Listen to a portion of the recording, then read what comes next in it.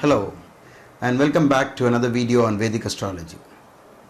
Today I am going to deal with Mesha Lagna, its friends and the enemies. Mesha Lagna is Aries Ascendant. So let us start from the basics. Who are the friends and enemies for every Lagna? How do we find them? Is there a basis for it? Yes, there must be a basis. Many of my readers have been continuously asking me what is the meaning of natural malefics and natural benefics, and what is the meaning of functional malefics and functional benefics. It is somewhat confusing because they get to know, because somewhere they read that Saturn is a bad planet or Saturn is a natural malefic, and when they read some portions of the text, it says that for this person Saturn is a good planet. So I decided to do 12 videos in which I'm going to deal with the functional benefics and functional malefics for each Lagna. If you understand this, then it is easier to read the effects of the dashas and bhuktis and also understand other yogas like Raja Yogas and Panchamahapuruša Yogas or any other yoga that occurs in the chart. So let us start. For Mesha Lagna, Sun is a benefic. Or why is Sun, which is always considered a bad planet, a natural malefic, why is the Sun considered as a benefic for Mesha Lagna people? The Sun is the lord of the 5th house. You may recall that the 5th house is a trinal house, a Lakshmi Sthana, and it's a very auspicious house, and that is the reason why the Sun becomes a good planet for Mesha Lagna people. And the next one is the Moon. The Moon is the 4th lord, and therefore it is good. It is a functional benefic, not as good as the Sun or Jupiter, but it is considered at least a good planet for Mesha Lagna people. Mars is the lord of Lagna, and he qualifies to be a good planet just because of that. You may wonder that Mars is also the lord of the 8th house. So how do we sort this out? If a planet is owning a good house and a bad house, then which effect is it going to give predominantly? That is the question. In this case, we can say that Mars is having its Mula Trikona in Mesha Lagna. So that is one of the main reasons for selecting Mars as a good planet. And it is also a positive sign. Aries is a positive sign, Taurus is a negative sign, and the next sign is positive. So the positive and negative signs are alternate, and you end with Pisces, which is negative. So Mars owning the 8th house does not create a problem, because the 8th house is also a negative sign of Mars, so it is weak, and Mars is not capable of giving the results of the 8th to that extent when compared to the extraordinary benefits that one can get because the planet owns the Lagna. And then let's move on to the next planet, Mercury. Mercury is a very bad planet for Mesha Lagna people because it owns the 3rd house and the 6th house. The 3rd house by itself, the lordship of the 3rd house, is considered bad, and separately the lordship of the 6th house is always considered bad.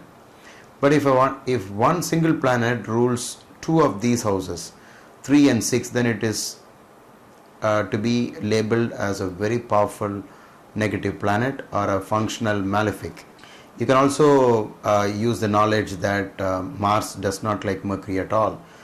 So that is also another reason for labeling Mercury as a powerful functional malefic. Then the next one is Jupiter. Jupiter is the lord of the 9th, or what we call the greater trine. The 9th is superior to the 5th. So Jupiter is a very powerful, very strong functional benefic. Not only that, the Mula Trikona of Jupiter falls in the 9th house. Therefore, Jupiter gives more results of the 9th house than the 12th house, which Jupiter owns for Mesha Lagna people. So the 12th house, you may recall, is a negative house, the house of loss.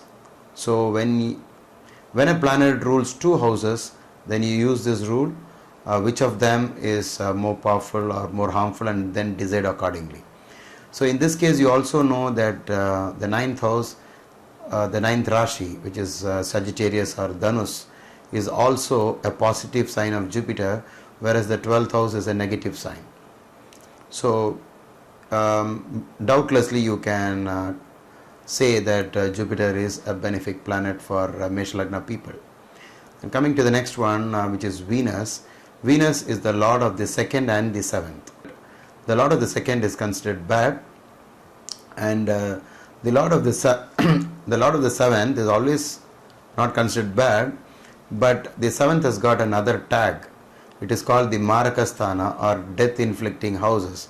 It doesn't mean it gives death all the time, it just means that it can give death like suffering, or what we call daily suffering. In this context, he is the ruler of two Marakasthanas. In any horoscope, the Marakasthanas are the 2nd and the 7th house. So that is the reason why Maharshi Parashara has labeled Venus as a functional malefic planet. So let's also look at it a little deeper. The Mula Trikona of Venus falls on the 7th house, and the 7th house is a Marakasthana. So Venus is all by itself a very powerful Maraka planet. So let's move on to the next Graha, Saturn.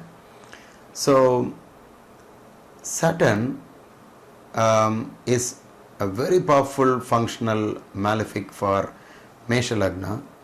So powerful he is that Maharshi Parashara says that even if Saturn and Jupiter come together, they do not form a Raja Yoga. For all other Lagnas, the combination of the 9th Lord and the 10th Lord gives rise to a Raja Yoga, but in this case Maharshi Parashara says it's an exception. You may wonder why.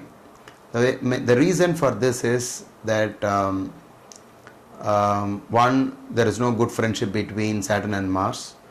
The other point is that the Mula Trikona of Saturn falls in the 11th house, and there is a separate rule that for movable Lagnas like Mesha or Aries, the 11th house is also called the Badaka Sthanadipati, or the hindrance planet.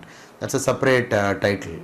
The 11th house from 11th Lord of any movable Lagna is considered a bad planet, and based on these reasoning, we have understood that Saturn, Venus and Mercury are bad planets for a Mesha Lagna person. So how does one make use of this knowledge? One is that during the major and minor periods of the planets that are functional benefics, then you should expect good things to happen to a Mesha Lagna person. On the contrary, if the person is undergoing the dashas or the bhuktis of planets that are functional malefics for Mesha Lagna people, then you should consider it as a negative period or a challenging period. It is not only used for dasha bhukti reading, it is also to be used for finding out how powerful a yoga or a positive yoga like a Raja Yoga or any other yoga might turn out to be.